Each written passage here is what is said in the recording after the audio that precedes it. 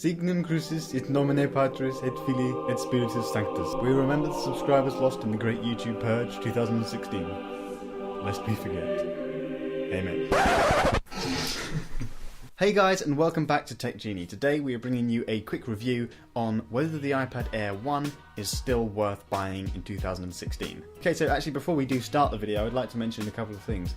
One being, if you are one of the fallen in the Great YouTube Subscriber Purge 2016, make sure that you click subscribe again if you were already subscribed before, because YouTube did delete a lot of subscribers. Yeah, and also if you're new around here, make sure you subscribe and leave a like on this video.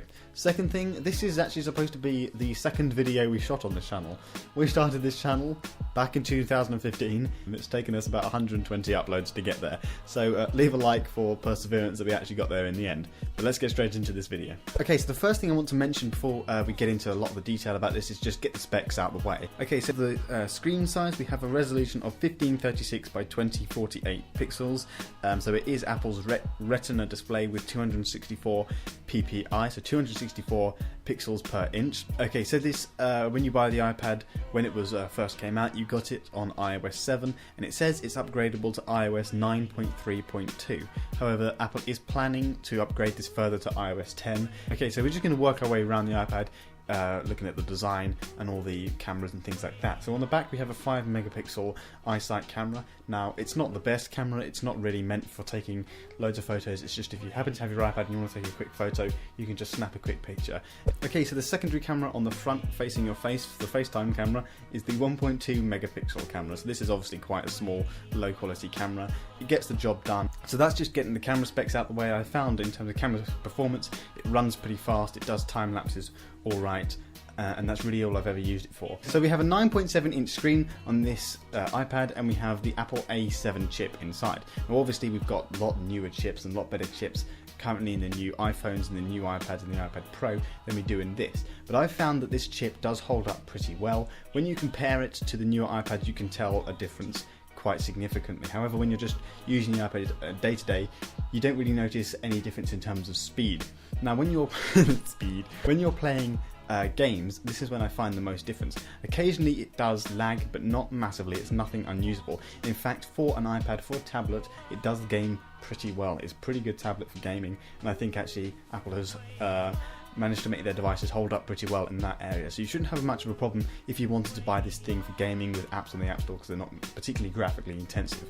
Now, what I mainly use this iPad for is watching videos either on iPlayer or on YouTube. I find when I'm watching them, I'm usually fine with the battery life. The iPad copes in terms of speed, it doesn't really lag, and I have no problems in that area. I have managed to get it through a full day of just surfing the web from just 50% charge, so it does really well on the battery. So if you're worried about the battery on the older iPad, it does hold up very well. So obviously on the iPad Air 1, this is before Apple put the thumbprint scanner in their iPad. So we just have the normal standard home button, no thumbprint scanner there, which is a bit of a downfall, but if you haven't been using one, you don't really notice it missing, and you just use the lock screen like you have done in the past. Then if you move around the iPad, you have the normal auto rotation lock, or you have the mute slider, and then you have also the volume buttons. All of those are fine, they're the same as they are on the newer iPads.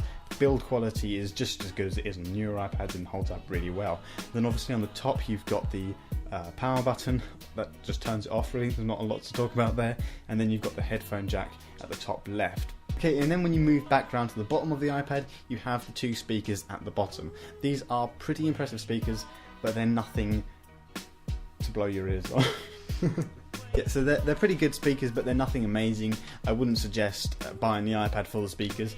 I don't know why you would do that, but I don't think it's the best idea. They're not the best speakers. They do perform fairly well. The only problem is, because they're on the side of the iPad, they seem to play all the music to the person who's sitting next to you and less of it towards you. So you kind of have to give your iPad ears so you can actually hear what's going on. Yeah, so if I'm playing music, so you have to sort of cup your hands around it so you can sort of blare the music towards you as if your hand is acting as a kind of gramophone. So that's really the only problem I've had with the speakers. They're pretty loud speakers, and obviously their range is kind of alright. They do sound a bit tin canny. So guys, that's pretty much it, how the iPad performs. So Apple don't actually sell their iPads on their website. Well, they do sell iPads on their website, but they don't sell the iPad Air 1 on their website anymore. They only sell the iPad Air 2. Now, I've had a look around the interwebs, and I found fairly alright prices for the iPad Air 1. Just having a quick look now, you can get the iPad Air 1 from anywhere roughly any fluffy thing. You can get the iPad for between £239.99 and probably about £300, depending on where you are on the world. Obviously it'll change the currency where you are in the world, but it's kind of acceptable price really if you think about it for what you're getting for the price.